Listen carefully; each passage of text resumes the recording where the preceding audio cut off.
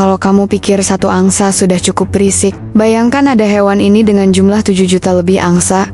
Kanada, Don yang tiap 20 menit buang kotoran dan teriak-teriak di depan rumahmu. Di Amerika, mereka bukan cuma jadi simbol musim semi, tapi juga penyebab polusi, kerusakan taman kota, bahkan kecelakaan pesawat. Dan hebatnya, mereka datang ramai-ramai, bukan untuk liburan, tapi untuk bikin keributan di Amerika. Angsa Kanada, iya angsa, dari simbol migrasi, kini jadi ancaman nasional. Yuk, kita bahas kenapa burung ini sangat dicintai dan sekaligus sangat dibenci di Amerika Serikat.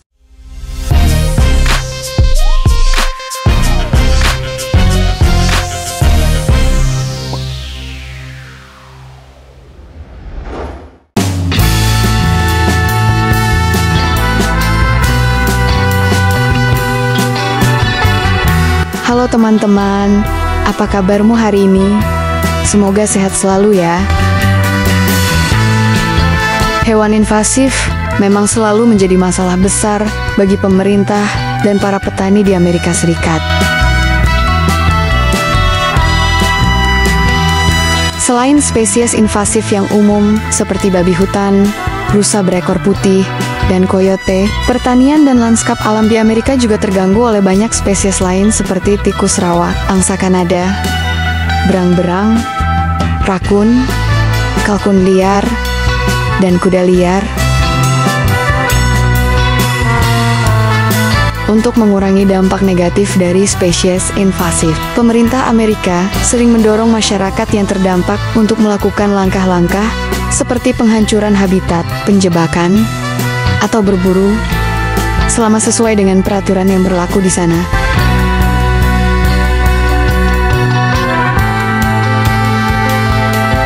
Inilah angsa Kanada, salah satu jenis angsa liar yang paling umum di Amerika Serikat dan Amerika Utara. Diperkirakan saat ini ada setidaknya 7,3 juta ekor angsa Kanada yang hidup di wilayah Amerika Serikat. Mereka termasuk satwa liar yang menimbulkan banyak masalah bagi petani dan pemerintah Amerika.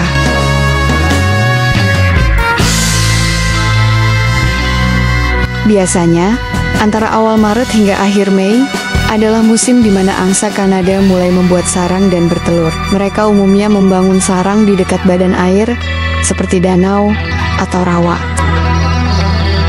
Setiap betina biasanya bertelur sekitar 5 butir, dan telur tersebut dierami selama 25 hingga 32 hari, tergantung kondisi cuaca yang ada di sana.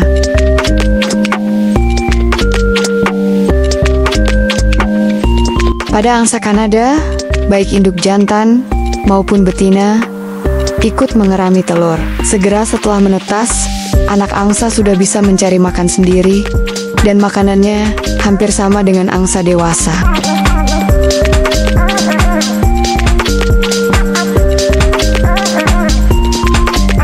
Dalam beberapa tahun terakhir, negara bagian seperti California, Oregon, dan Minnesota sering mencatat jumlah besar angsa Kanada yang datang untuk bersarang dan berkembang biak di sana.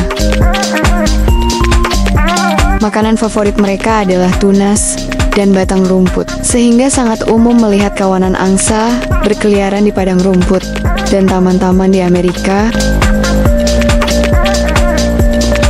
Masalahnya, jika ada puluhan atau bahkan ratusan angsa yang makan di satu area padang rumput, hal itu bisa merusak vegetasi dan meninggalkan kotoran di mana-mana. Itu sangat menyebalkan, bukan?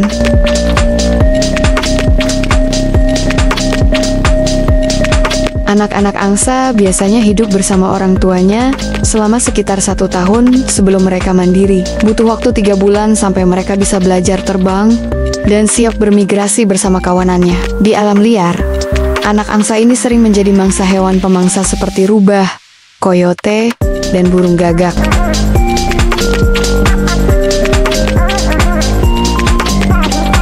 Saat ini, karena urbanisasi yang cepat di Amerika, padang rumput buatan dan kolam-kolam buatan sering menjadi tempat favorit bagi angsa Kanada. Dan ini sangat mengganggu warga yang ada di sana.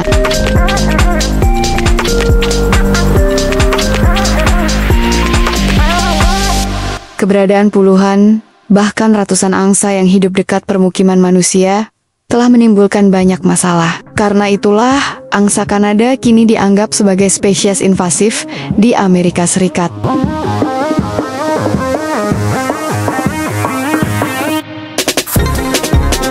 Angsa ini juga dikenal sebagai tukang buang hajat sembarangan. Seekor angsa dewasa bisa buang kotoran setiap 20 menit sekali, dan rata-rata mengeluarkan setengah hingga 1,5 pon atau 0,2 sampai 0,7 kg kotoran setiap hari. Banyak dan kotor sekali, bukan? Dampak yang ditimbulkan angsa di sana.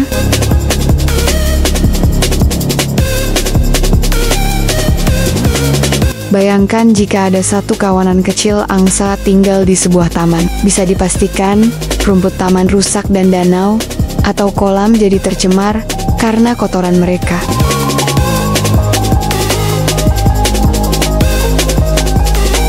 Masalah ini bukan hanya terjadi di taman, tapi juga berbahaya bagi penerbangan. Diperkirakan setiap tahun ada sekitar 1.200 insiden kecelakaan pesawat di dunia yang melibatkan angsa seperti ini. Ternyata bahaya ya.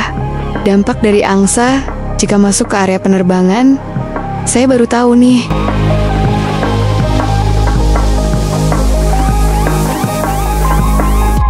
Beberapa lapangan golf di Amerika bahkan menggunakan drone untuk menakut-nakuti angsa-angsa liar ini agar tidak mengganggu sebelum pertandingan dimulai. Hehehe. Harus ada tukang khusus pengusir angsa tuh di lapangan golf.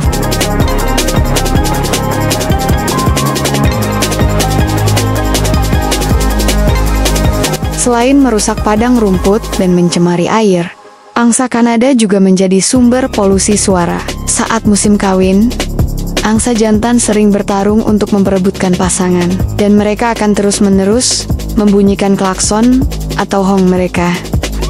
Bagi orang yang belum terbiasa, suara ini bisa sangat mengganggu. Bayangkan betapa berisiknya mereka saat musim kawin tiba.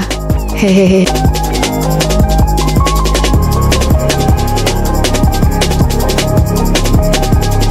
Setiap musim gugur, sekitar bulan September hingga Oktober, ada ribuan angsa Kanada terbang ke selatan untuk menghindari musim dingin. Dalam perjalanan, mereka sering berhenti di ladang gandum atau padang rumput untuk mengisi tenaga. Sayangnya, kawanan ini sering menyebabkan kerusakan besar pada tanaman pertanian.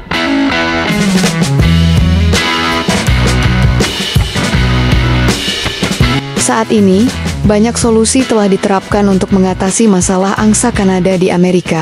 Salah satunya adalah membolehkan perburuan angsa oleh masyarakat. Solusi ini mendapat dukungan dari banyak pihak yang memang sudah tidak simpatik dengan hewan ini.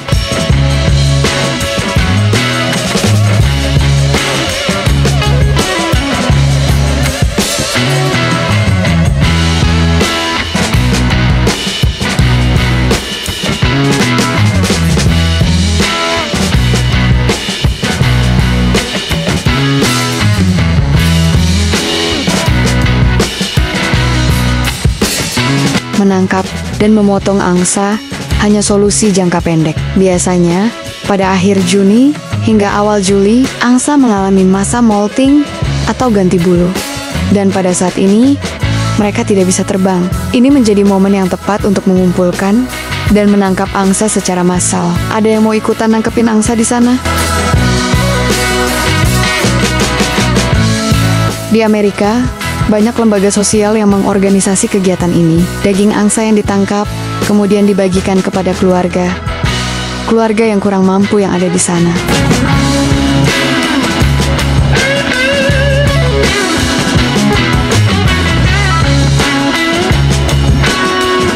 Bayangkan kalau jutaan angsa Kanada ini bukan mendarat di Amerika, tapi malah nyasar ke Indonesia. Bukan dianggap hama, bisa-bisa mereka jadi bintang tamu utama di perayaan 17-an tuh.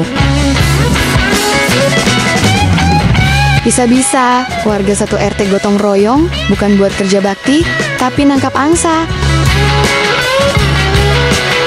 Di tangan kreatif orang kita, angsa-angsa itu bisa disulap jadi sate angsa ala Madura, sop angsa ala Betawi, atau sampai nasi kotak premium isi paha angsa asap untuk acara hajatan.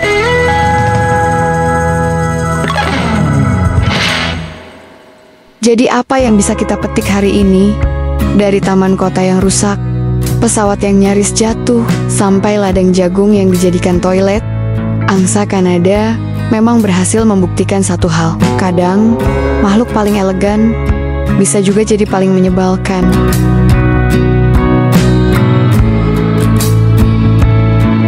Dan kalau kejadian ini terjadi di Indonesia, bisa jadi mereka udah jadi isian nasi kotak di acara nikahan. Tapi serius, menjaga keseimbangan alam bukan soal buang atau memburunya, tetapi bagaimana kita bisa hidup berdampingan tanpa harus berbagi WC sama angsa.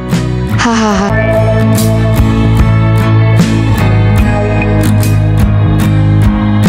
Saya Dewi, mewakili tim Push Rank dari Trisakti Bird Farm. Terkadang di balik setiap burung yang terlihat anggun, bisa saja tersembunyi kekacauan bertumpuk setinggi pupnya. Sampai jumpa di video berikutnya ya. Dan jangan lupa like, subscribe, dan kalau ada angsa liar lewat rumahmu, siapa tahu itu rezeki dari langit. Siapkan bumbunya dan masak rame-rame. Asik banget gak tuh?